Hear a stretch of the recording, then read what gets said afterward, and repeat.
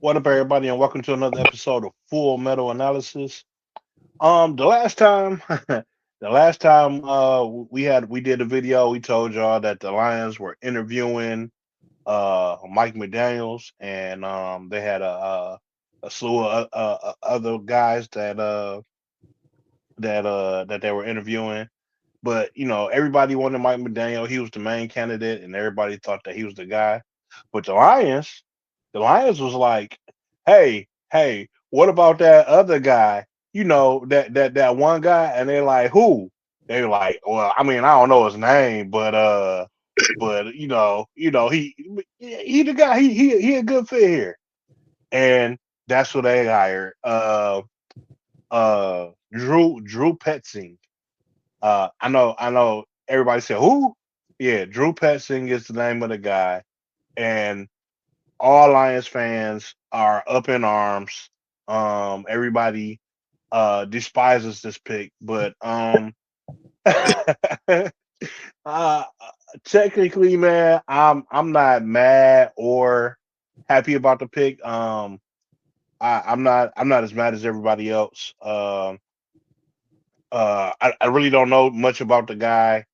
The only I think the main sentiment around why everybody is upset because most Lions fans just knew we were getting Mike McDaniel's, and then this guy has was the OC for the Arizona Cardinals, which if you look at them didn't have that good of offense, but I mean they were decent. But they had a lot of injuries and not a lot of weapons, so I can't be too mad at it. What are your feelings about the hire?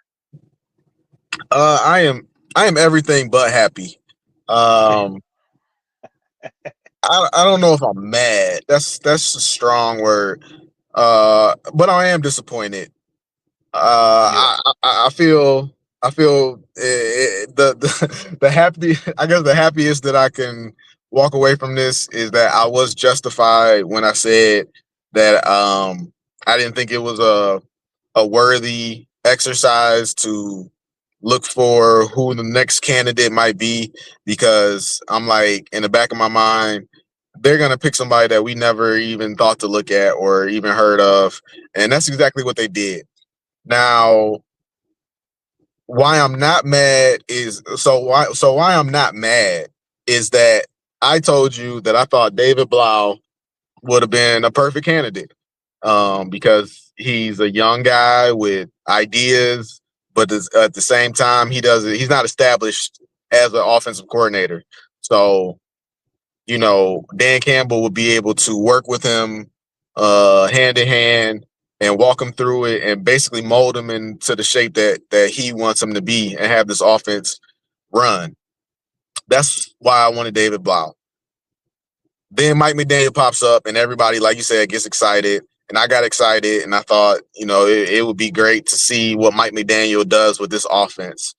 But I think that the reason they didn't pick Mike McDaniel is for that very reason. Mike McDaniel has his own ideas. Dan Campbell's not going to be able to mold him. He's already established. He's been a head coach. So, and this is just going to be most likely a pit stop.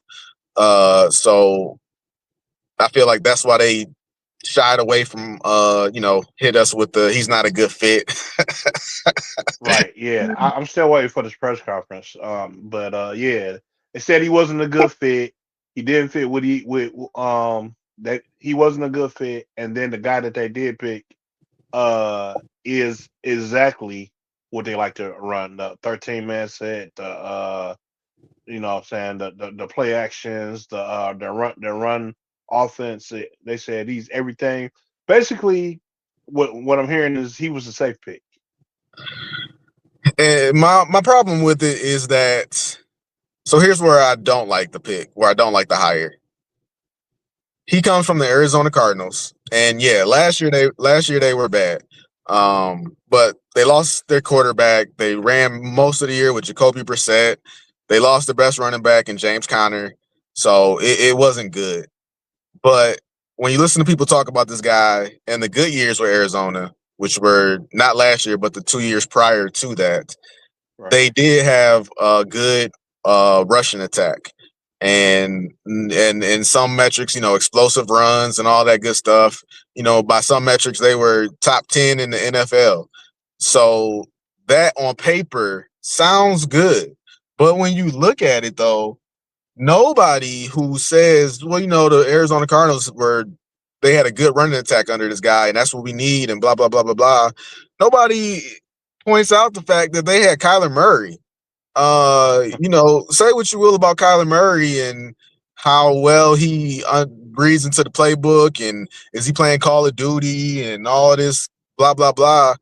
Kyler Murray is a mobile quarterback. Kyler Murray picks up a lot of yards on the ground when the play breaks down. He's sneaky fast. Somebody called him like a leprechaun. Like he just gets his feet get chopping and he's off to the races, get the first down. So we don't have that. And will he be able to, is David Montgomery staying? So many questions on this offseason. But that's the one thing that I feel is disingenuous when people talk about this guy is that, his run game was so good. But, James Conner is a fine back. But I think one year James Conner had like 1,000 yards or something like that. Kyler Murray had 500. They finished the season with like 1,500 rushing yards. And it's like, well, Kyler Murray did a lot for you. And they're not running no read options with Jared Goff. Yeah, yeah. The only thing that I can take away is that I think it was easy on Wolver said that a lot of the running yards he got when Kyler Murray was hurt, he still had a decent running percentage. And the fact that somebody else was saying that, and I agree with it, you know what I'm saying? He, I mean, we assume that the Lions are just being stubborn and they're just doing their ways, but they had to interview the guy and have like what they heard. I would assume that they asked him what his plans were for the offense, uh, and he did the same thing, and they were impressed with what he said. And the guy is being sold as a. I mean, I'm getting tired of this, but the guy is being sold as a Ben Johnson clone. He's Ben friends Johnson with Ben like Johnson. Ben Johnson Yeah, like yeah, yeah. He went to school with Ben Johnson. He went to Ben Johnson's wedding. He's Ben Johnson 1.2. So I mean, I don't know how I feel about that. I mean, I'm with you on the Mike McDaniels thing. I think that Mike McDaniels, if he had got a hold to the offense, it would have been a completely different offense. And I'm not sure how much the Lions like that. I think they like the offense that they have. I think they want to continue to run what they've been running and stay in their comfort zone. And this guy, when they interviewed him and they asked him what he wanted to do with the offense, just seemed like he was the standard. I I saw a lot of analysts and people around the game talk about passing, and they didn't have anything bad to say about him. They think that he's got potential to be good. Is the best way I could put it. But Right. but when I looked at comments from Arizona Cardinal fans, I honestly couldn't find you one person that was sad to see this man go. Arizona Cardinal fans were throwing a parade that this guy was out. And the rebuttal to that was, well, the Cardinals sucked last year, so of course everybody hated this guy. But one and to that point, the one um the one actual point that I saw an Arizona Cardinals fan make was we joked about it, Marvin Harrison Jr. And I told you that the receiver on the team, Michael Wilson, you're like, who the hell is Michael Wilson? Michael Wilson Michael Wilson stepped up big this year for the Cardinals when Marvin Harrison Jr. went down. And the guy brought up like somebody said Hey, Michael Wilson looked great when you guys didn't have anything. And the guy's point was, we've had Michael Wilson for 3 years. And it wasn't until Marvin Harrison Jr. went down that He passing started finally drawing found a plays way. for him. Yeah, found a way to get him the ball. So, that's an indictment on passing. But all that being said, man, at the end of the day, my biggest my biggest disappointment isn't in the hire, it's in the process. It's in Yeah, the it's in what's behind it, man. After that season ended, Dan Campbell got up there and said that everything was on the table. They got to look at everything. Brad right, Holmes got up there in that press conference. He said everything's on the table. We got to look right. at everything. In that same press conference, Brad Holmes told you, "Hey, we're not really changing anything, no. We gonna look at everything, but we're not really changing everything." And then on Dan Campbell's part, it's the same thing. Like Dan Campbell said, everything's on the table, and we got to be open to new stuff and figure out what we doing here. And then his first opportunity to prove that he really meant that, he goes out and does the status quo. And that I didn't that I don't like that. That bothers me. And I think that's the sentiment of all Lions fans. Like all Lions fans were disappointed this year by Brad telling us we're good. They're not going to make any moves. Uh, we're going to do what we've been doing. That's what they were telling us during the draft. We don't need to do anything. We like the guys that we got. And then when it all went wrong at the end of the season, like you said, Dan Campbell, Brad Holmes, even Sheila sent us out a letter saying we're gonna fix this. We're gonna fix this, and we're gonna do things differently. It's gonna be better. We're gonna change some things up. We're gonna do what we need to do to get this thing back on the rails. And I think everybody thought that meant that they're gonna go out and make some big signings. So when Mike McDaniel's became the number one headline, everybody's like, "Well, the biggest thing you can do is go get Mike McDaniel's."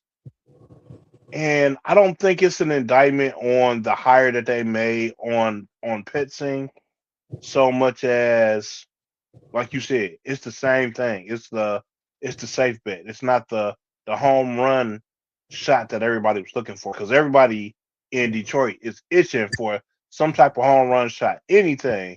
I mean, dang, why I can't think of his name? Crosby, Max Crosby, Miles Garrett, my man from the Bengals. I can't think of his name right now. Some Hendrickson. type of yeah, some type of big move. You know what I'm saying? So here's your opportunity to go out, make a big move, shake things up, get Mike McDaniels, and it's Petsy. So I think that's more so the disappointment that everybody has, more so than everybody hating the hire. Last thing I'll say, it is a good thing that they did go outside of the organization to make this hire because when I think about it, Carlton Davis, we let Carlton Davis walk. Um, I wasn't a big fan of CJ Gardner Johnson, but we let him go. And all that to say, I don't think it's any coincidence that those two guys have Super Bowl experience. And when you look at this roster this year, this is the first time really that we've had a roster with no Super Bowl experience. And when the going got tough, man, we didn't have anybody to pull us out when things just started spiraling. And now I'm gonna end up turning this on Brad Holmes as usual. But I mean what it is, man. Like, yeah, and Mike McDaniel doesn't have any Super Bowl experience, but at the same time, if you get enough smart guys together, if you get enough elite people together, I mean, look at the New England Patriots. I mean, again, they got Carlton Davis, but how much Super Bowl experience does that roster have? They just went out and got a bunch of elite guys and just paid money for elite guys, and they got a good coach, and their coach has Super Bowl experience as a player. But like you, I'm going on a tangent here, but like the Detroit period, man. The Red Wings, honestly, as much as people harp on the Red Wings are the only team that have made big free agent or trade acquisitions. And other than that, the Pistons, the Tigers, the Lions, their whole philosophy is we're going to do our guys. We're going to draft our guys. We're going to develop our guys, and our guys are going to be our team.